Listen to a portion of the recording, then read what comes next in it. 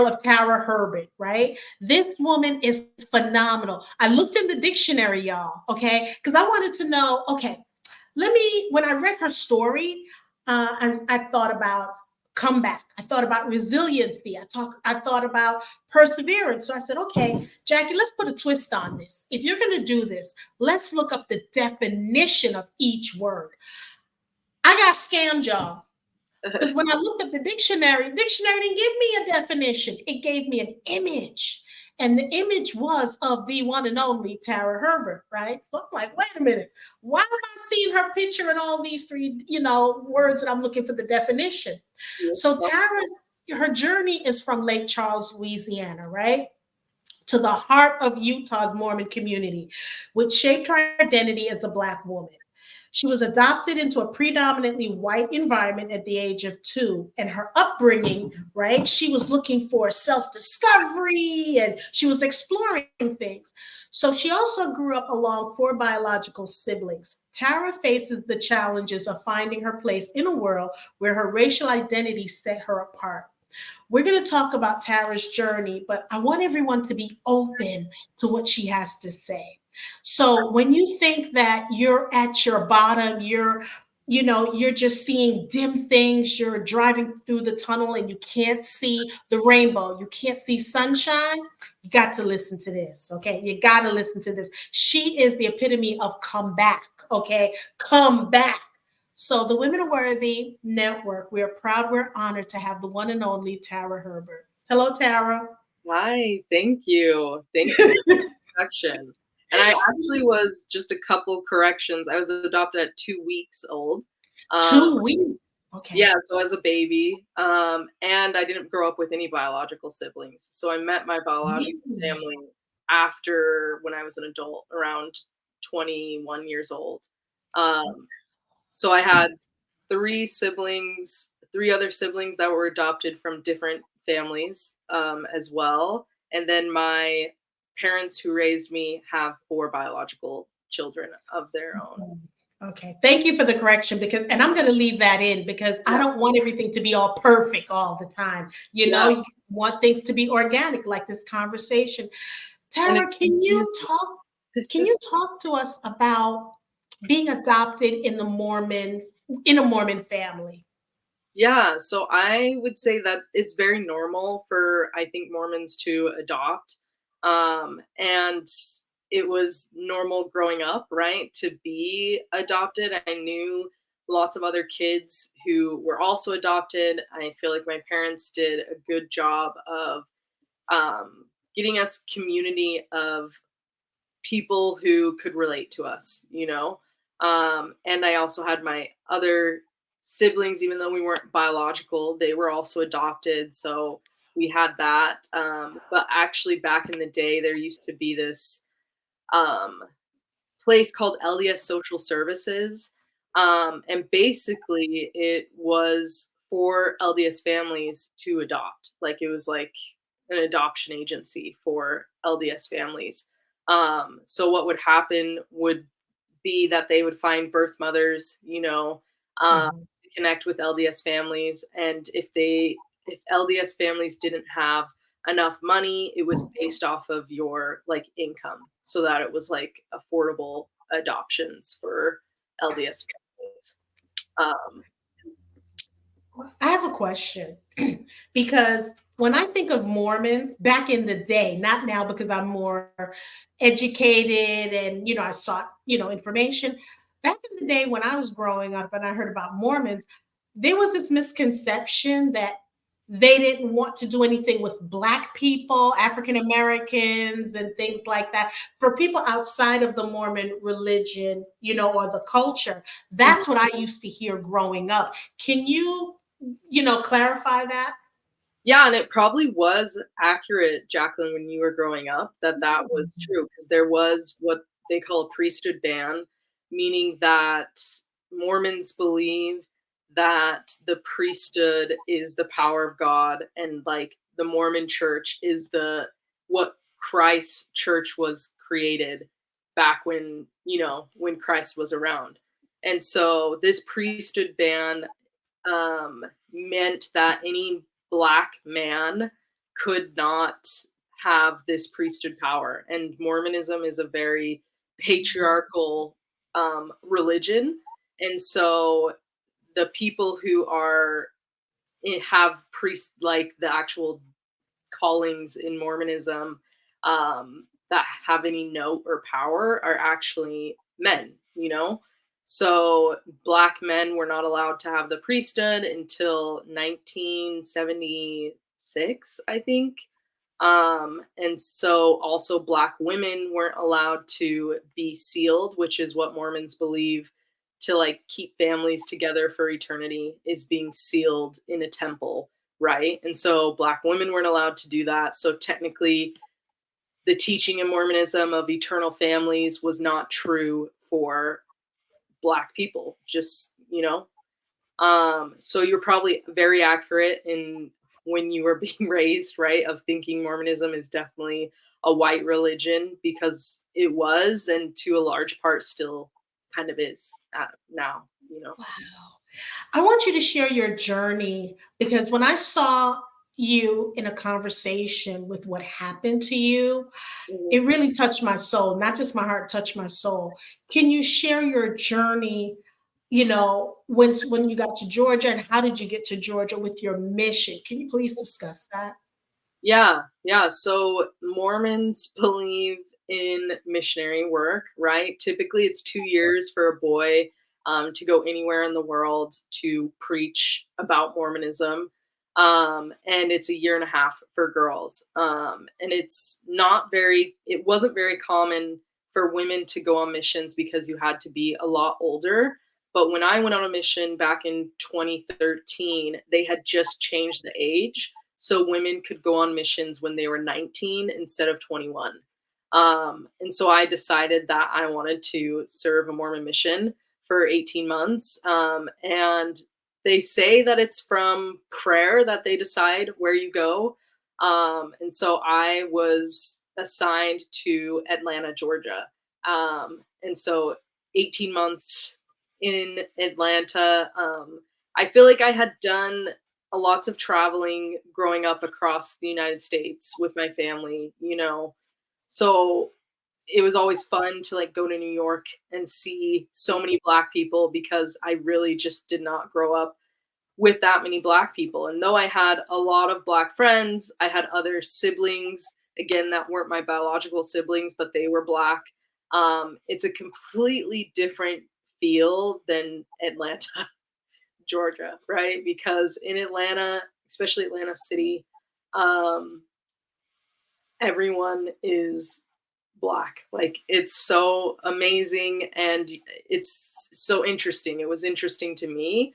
But the part that I wasn't ready for was so much of the racism um, that I had experienced, and learning about my own religion, because I didn't know at the time in 2013 about this priesthood ban, right? That black men weren't allowed to have the priesthood and that black women couldn't be sealed to their families, you know. I didn't know any of this until I went on a mission. And it was definitely devastating to learn. I feel like, probably like you, Jacqueline, I think like from the little bit that people did know about Mormonism, they knew that like, wait a second, why is there a black girl like in preaching to me about this? Like, this is not a religion she should be in. And I feel like they also, as soon as I started talking, they would be like, "Oh, you're not from around here. Where are you from?" And like want to know more of like, how did you get involved in this religion? Because from their upbringing and their understanding, right, they're like, this is a predominantly white religion. And so, yeah, I feel like I had that aspect of it on my mission of coming to terms with like, oh my gosh, I had no idea about this history of the religion that I was raised in, and then having to go to small Georgia towns that were not always welcoming um, to Black people. And I know it's probably twofold, right? Of like, one, there's people who just don't like missionaries coming to their door to try and get them to switch religions. Totally understand how that could be annoying. Um, but also there's the other aspect of it of, well, if that's annoying to you, right? I think a rational reaction would be like, no, we're not interested. Please don't come back, right? I feel like in particular in one of these small towns, at least from my observations, it seemed very segregated to me. It doesn't mean, and when I say segregated, I don't mean that no black people didn't live in white areas. It was just very obvious to see um, black people in one part of town and white people in the other, even if there was intermingling, you know. Um, but yeah, I think a lot of times, like people would say, like, well, the worst thing somebody could say is no. But in my experience, there was a lot worse things that people could say than no when asking to teach them about Mormonism, because I definitely felt like my life was in danger at times because of the hostility and not knowing the intricacies of the Mhm. South and the roots of really racism still being strong, you know, because in my head, I thought that like racism was over, like everything's better now. But that's just not how it was, right? And people calling me the N word constantly, it was just Wait a a minute. Wait a minute. I got to interject here because that's triggers for me. But I want to interject. I live in Georgia, right? I was raised in New York. So for mhm, me, it was a cultural shock, right? When I moved down here, it was a cultural shock. And one of the shocks were for me when I moved down in the 90s, where I would go from, visit or job would take me to small towns and I would see the segregation. So I know exactly what you're saying. You're not talking about like, okay, you may have a smattering or a few that lived in white communities, but then you could tell the difference by over the railroad tracks. This is where the black people live. This is where the white you could tell. So for me, I understand exactly what you're saying. Now, and I'll share something because I remember I went to a town. I was supposed to go to a town, and my boss told me not to go because mm, if I went, she said it was very racial and it would be an issue where because the job that I had, I would have to stay in hotels or hotels, but in this town they had a motel. And she said, no, I can't. She said, no, I'm not going to let you go to this town because of what's going on. And I was naive because I'm like, what do you mean? I'm bringing information. So what? You see my color. We bleed the same thing. So what's the difference? So I was naive, Tara, right? Thinking yeah. like, okay, I'm bringing you information. And I was working with doctors. So I'm like, what's the worst that can happen? SU. No, we don't want it. But boy, I mean, I didn't have any racism doing anything because I didn't get to go into the town.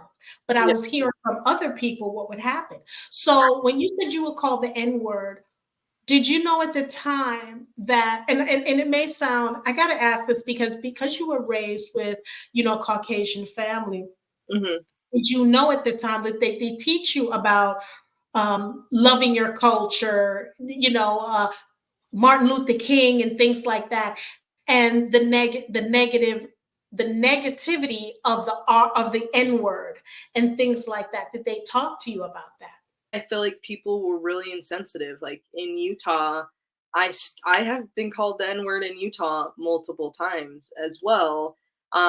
People would say it to me like they were joking, like at school, like "What's up, my N word?" You know. And these are white kids saying this to me. This is not like black to black people saying this, right? And even if it was, I don't know Mhm. if I would be comfortable with them calling me that, because even black people to black people use it in derogatory terms to one another, you know?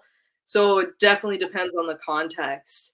Um, but again, I feel like when those situations would happen, I don't feel like I told my parents that often that like somebody called me that. And I think it was just because like friends or people around me like minimizing it and acting like it Mhm. wasn't that big a deal and it was just a joke, you know?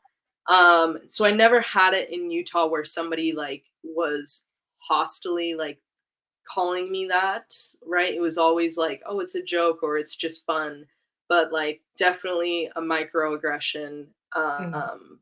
and the first time I was called it out of somebody saying it was all in fun, I did cry, because I just was like, "This is not fun to me." Like, I don't want to be called that, you know?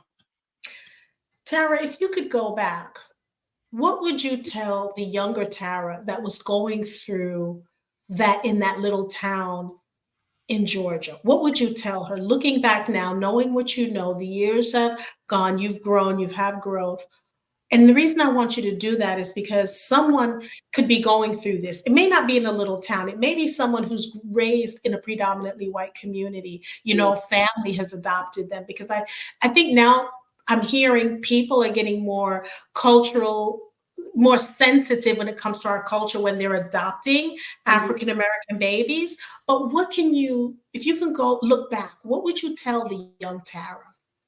I would've, like, told myself to advocate for myself more, and believe myself, because I think a lot of times, um, I would write the experience off, right, as, like, not being that big a deal and, like, I'm just being, like, overreacting. Um, I wish I would've known that I could leave and say, "You know what? Like, I will go home if you don't move me out of this area because it is unsafe. I am unsafe, and this is not worth it to me," you know? I felt because of that experience and I feel like I could have done better at advocating for myself, but also I felt very like a pawn in a game, you know?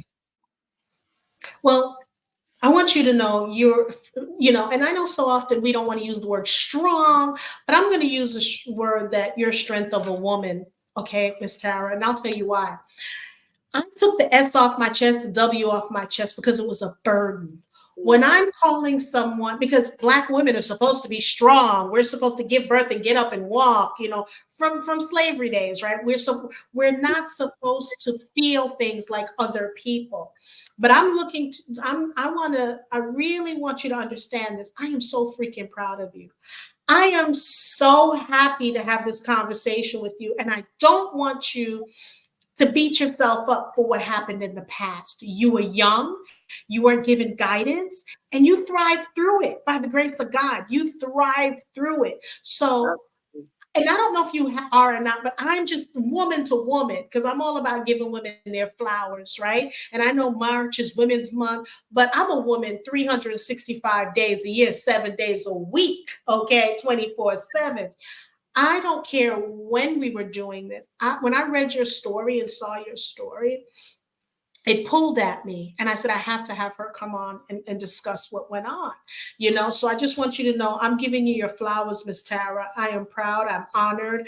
I am so grateful to have met you. And I am so glad that the man above made you the way he made you because other people wouldn't have God knows what other people would have done. They probably would have unalived themselves, right? And you stuck and you walked in your path. So just know, my sister, you are the strength of a woman. If I'm going to be honest with you, I don't know how I would have reacted. So I just wanted to say that to you. Oh, thank you so much. No, it really means a lot. And I agree. I think that I'm happy to see so many Black women knowing that there's strength in like letting go, and not feeling like you have to constantly be, I don't know, have our emotions in check and constantly be the fighting for I don't know, just the hard things through life because I think a lot of times we have that angry Black woman stereotype, but in a lot of senses, I think Black women in the United States have been treated just horribly. And I think that anger comes from this similarly to like men not being allowed to show their emotions, right? It's the same thing for Black women that we have not been allowed to really dive into our emotions. And so the only emotion that comes out is anger in those situations. And that's true. So when you were in that town in Georgia, what what one thing or two things that you were shocked at that happened while you were in that town, other than the N word, like how they lived their lives or what they were bringing from the 1800 back into, the year that you were there? Yeah, when I was there in 2013, they on I can't remember what day of the week it was, but one day a week there everything was closed until like the afternoon, 12 o'clock in the afternoon. And I remember it being like municipal buildings or like government buildings, right? So like the library or town hall or different things like that being closed, and some businesses as well were closed because in the past it was a railroad town, and so on that day usually there was a slave auction, and so they would be closed in those mornings until afternoon until after. Um, and I remember this still being the case, right? Once a week when this happened. And this is just what I was told. I feel like on Mormon missions you're very insular. You don't Mhm. you are on the computer only to like email your family once a week for an hour.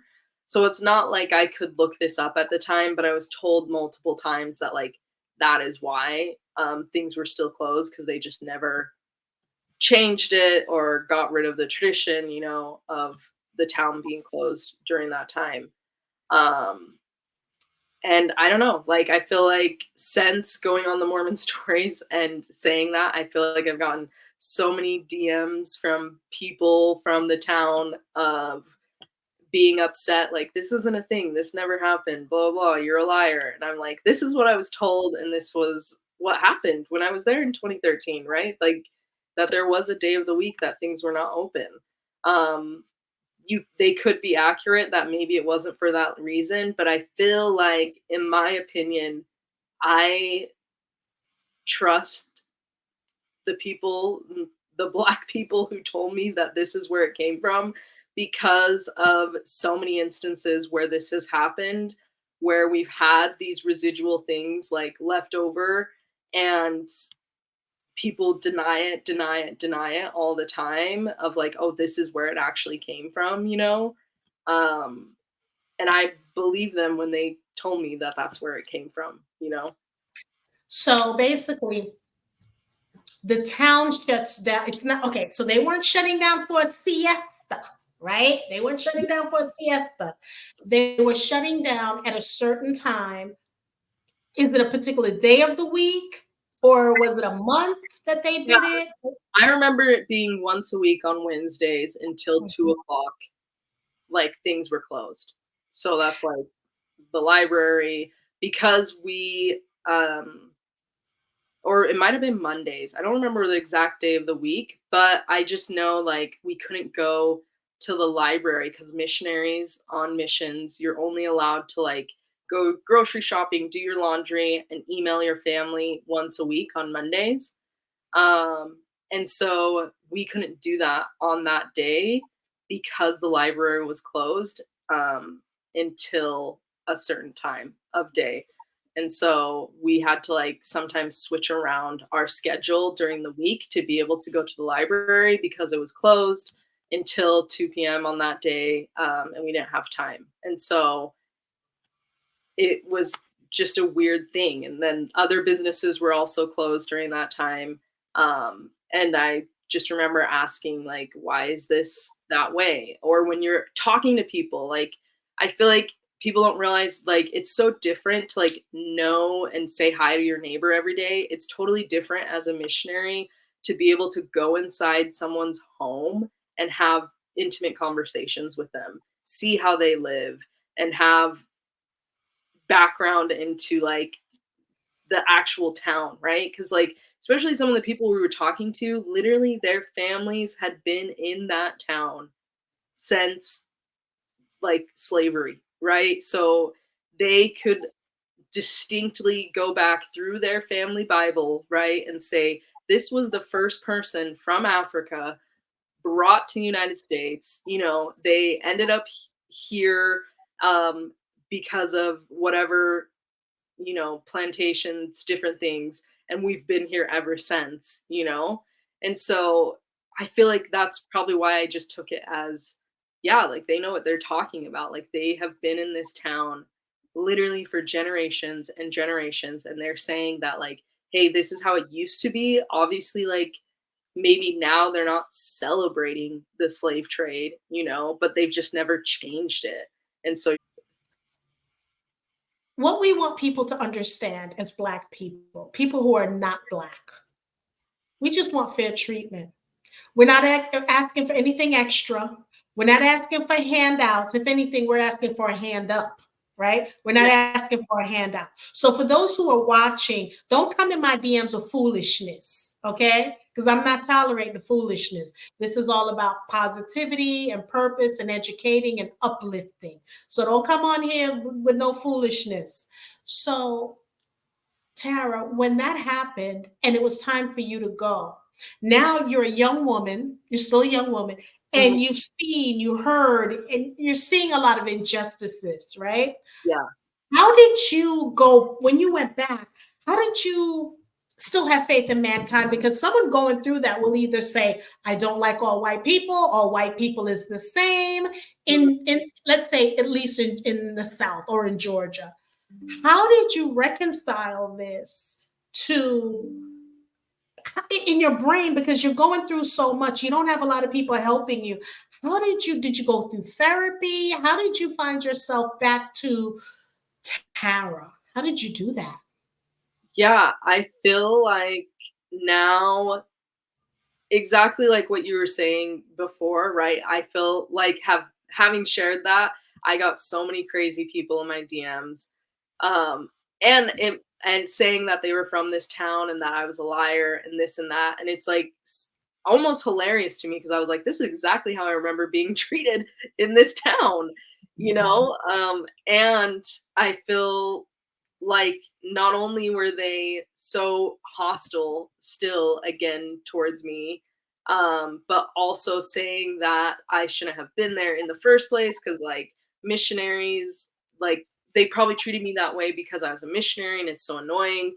And in my head, I'm thinking, me now as an adult, almost 30 years old, if anyone ever comes knocking on my door to sell me Verizon, to sell me pest control or a missionary, I would never ever treat them the way that some of these people treated me. And I feel like people were just saying excuses, right? Like, we have a black mayor, this is a predominantly black town, and I've heard those things before, right? Because when I was Mormon, that's the excuse that people made to, like, say that there's racism isn't here anymore because Obama is president, right? We've all heard these tropes. It does not matter if there's a black mayor. It does not matter if there's a black president. That doesn't mean all of a sudden that racism is gone and we've Mhm. done it. For me, I did go through a stage of cognitive dissonance because my companion at the time, which is missionaries, we always have a companion that you're with 24/7. She was white and I loved her. I had parents that were white that I loved, but I also was feeling just this Mhm. emotional turmoil of, like you said, feeling like I almost just hated white people from this experience. And I was especially upset because I still don't know if my parents, who raised me, if they knew about the priesthood band and didn't tell me, so I had and still have unanswered questions when it comes to that. I feel like the biggest way I didn't really get over it at first. Like, I did not leave Mormonism until 2019, and this experience of PTSD still continued to wreak havoc in my life.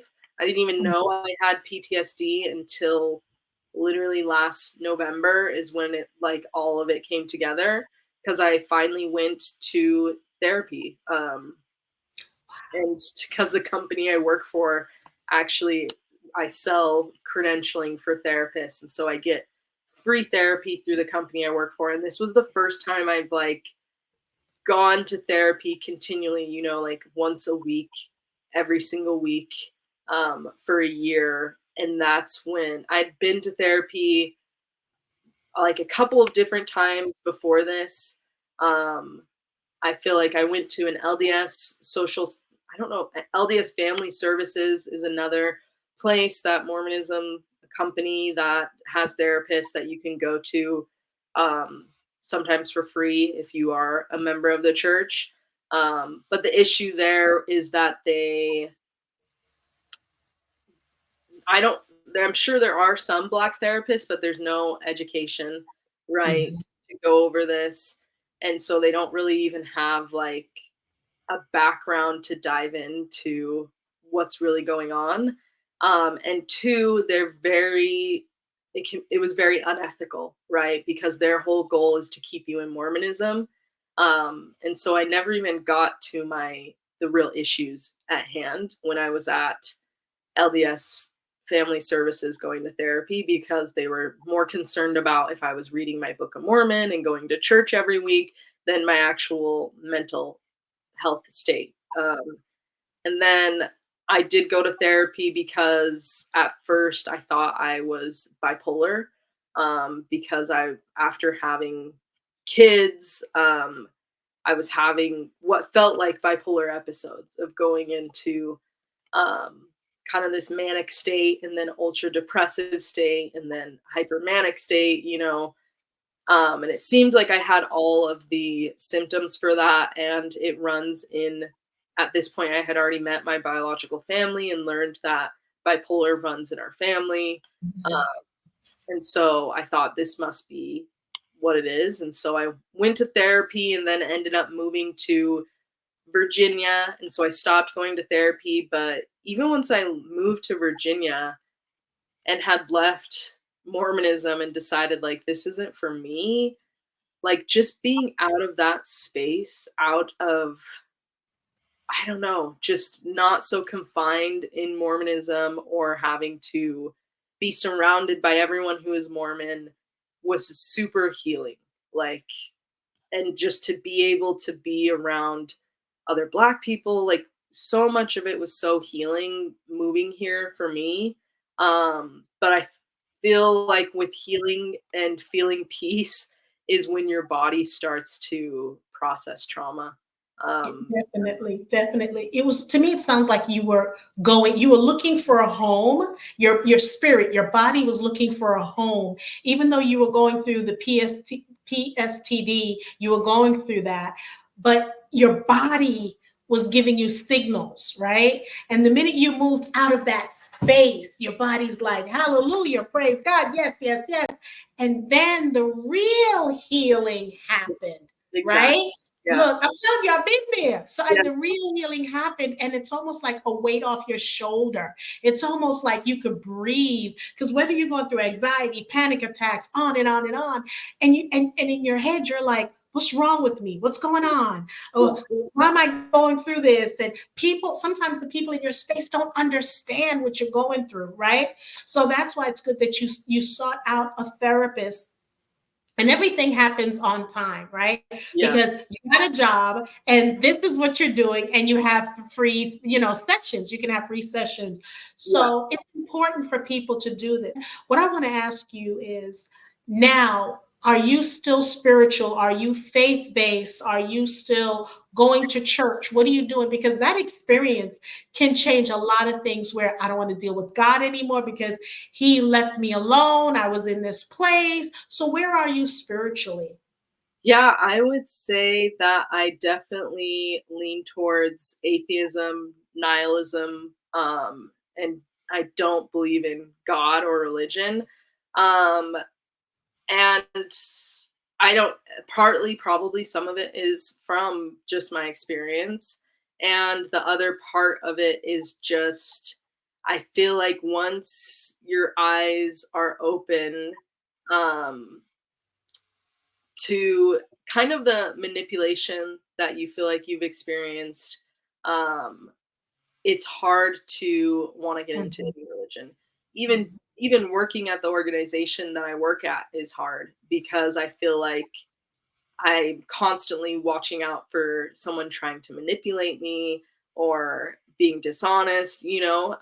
So it really does change your experience in that. And I don't have any desire to be a part of any religious organization at all. It's just, it's not for me. And especially in general, just like, I don't think there is going to be a religion out there that doesn't have, at least in the United States as well, that doesn't have its hands in, um, I don't know. I feel like, manipulation. yeah, and I just feel like even like if you were to go to a Baptist church, like all of it is brought down from slavery and created, I know we've created our own spaces, but it's still much of the same thinking for me as Mormonism, right? Of thinking like this is the only way that you can return to heaven. And lots of that brings so much anxiety for me. Because I just hope that if there is a afterlife or if there is anything, I hope everyone's gotten it wrong because I haven't heard a great description of what we can expect in the afterlife and what it's going to be like and what we have to do to get there just doesn't seem worth the cost to me. Um, And I have to respect that because for me, I'm not religious. I don't believe in religion, mm, right? I don't believe in I think man created religion. I am a spiritual being, though. I do believe in, for me, not for everyone, for me, I believe in Jesus Christ. I believe in God. That's for me. yeah, But I'm spiritual. I don't say I belong to this religion, that Baptist, Baptist, and all the other stuff. I don't believe, yeah, for me, it doesn't work for me. I just believe in, I know what I believe in. I know who is my higher power. And that's who, because there's so much going on in the world today. What I have to say for those who may comment, we have to give her grace. She went through a lot and she was still created. She's still a woman. She's a human being. So we have to give her grace. We have to give her, again, you've gone through what I call it. I call myself unplugged out of the matrix. I haven't been in the matrix in God knows how long. I've yes, unplugged. And by unplugging out of the matrix, my third eye reappeared, right? mm, Or because it was always there, but by unplugging, I'm seeing people now. I'm seeing them and being an empath, I can spot someone who's trying to do things, right? yeah, Or cheating. So I understand the minute you were so hurt, you were programmed. You were so programmed. So I understand why you don't feel the need to, you don't feel the need. I get it. The time will come for you to feel you. It'll happen when it's supposed to happen, or if it's not meant to be, it won't happen. yeah, So I am not putting any, like, oh my God, you need to do this, you need to be saved, you need to be. First, we have to understand you've gone through so much. The fact that you woke up this morning, look, that's good enough for me, yeah, right? And you're here on this conversation with me. yeah. So do you have like an organization where you're helping people? Did you write a book? What are you doing now for, other than you're taking care of yourself? And it's okay if you're not, because if you're still going through that healing process, you need to be close to healed before you do all of that, if that's what you feel. So what are you doing? Are you helping other women out of the Mormon religion? What are you doing? Um, as far as helping other people leave the religion, I don't feel like, just like how I was trying to get people into Mormonism, I don't feel like it's necessary to try and get people to leave, right? Like, I don't feel like it's this great, horrible thing that needs people to help pull people out. Um, so I don't feel like I'm like, I don't know, proselytizing to get people out of Mormonism anymore. I think that for me, eventually, I do want to build community among people who have left, or who decide to leave, because I think there's a lot of podcasts out there and different resources out there for women leaving Mormonism or people in general leaving Mormonism. But they definitely tend to be from, it is predominantly a lot of white people are joining members of the church. And so, of course, there's a lot that have left and created podcasts. And I would love to do something that is for a different perspective, that's not heard as much of, like, the Black adopted kids growing up in Right. Utah, because there is so many. Like, that was what I was shocked to hear from so many people, who were also adopted into Mormonism, and it's so rare that I feel like it ends up being a good fit, for us. So you're saying, okay, let me see if I understand this. So you're saying when Black children are adopted into the white family within the Mormon religion, it tends to turn negative, not positive. Yeah. Yeah, and I obviously don't have the numbers on it. It's just like so many of us, all out of all of my four siblings, four of us were adopted right into this family. None of us are Mormon anymore. Um, but all of my parents' biological children are still Mormon. So I do think there is like a component to it of like, typically it's normal to stay in the religion of your generation, your generational upbringing. And so I think when it comes to adopted kids, we just have not felt that connection to the religion. And at least for me, I put the religion in place for my identity. Because I really was, and I still am having an identity crisis, of like, who am I? Because I put all of who I was into my beliefs instead of into developing what I believe and what I value and what's important to me. And so I think eventually, I haven't written a book. I don't know. I feel there's still that part of me that's like, who really cares, And I think that's just from growing up, kind of thinking that and telling that to myself regardless. So I don't know. I don't know what's to come next. I definitely would love to create a community for women who have left, but I don't know. I don't know what's going to come after this. Well, we want to thank you for tuning in to the Women Are Worthy Network. Tara, you've been so transparent. Um, and again, you're going to be doing great things. When I mean great things, I'm not committing you to do, to help other women who's in the Mormon religion.